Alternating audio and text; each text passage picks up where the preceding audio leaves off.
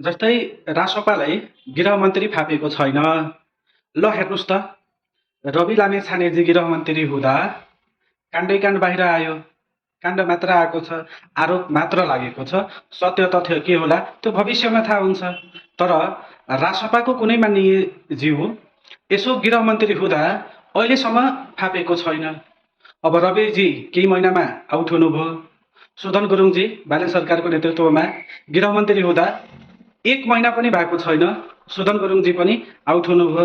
आरोप लागिसकेको अवस्था छ, प्रश्न उठिसकेको अवस्था छ। तर प्रश्न उठ्दैमा, आरोप लाग्दैमा त्यो आरोप सत्य हो भनेर भन्न चाहिँ अहिले पाइँदैन।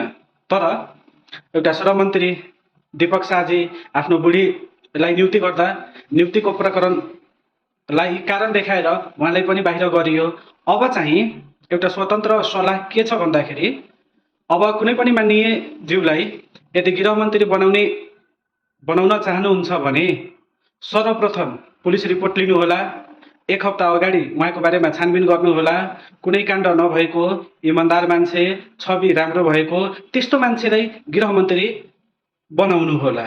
होइन भने अब आज गृहमन्त्री बनाउनुहुन्छ, 1 हप्तापछि काण्डै काण्ड, आरोप यो त्यो आउँछ, फेरि नैतिकताको आधारमा राजीनामा दिनुपर्छ। यसले तिनको नेपाली जनतामा गलत मेसेज जान सक्छ, गलत सन्देश जान सक्छ। त्यसकारण सकारात्मक सन्देश दिनको लागि र यो सरकार 5 वर्ष टिकाउनको लागि गृहमन्त्री बनाउनुभन्दा अगाडि पुलिस रिपोर्ट लिनुहोला।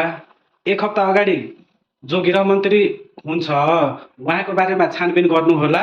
अनि मात्र गृहमन्त्री पदमा नियुक्त गर्दा सहज हुन्छ, राम्रो सन्देश पनि जानेछ। हस् त, धन्यवाद।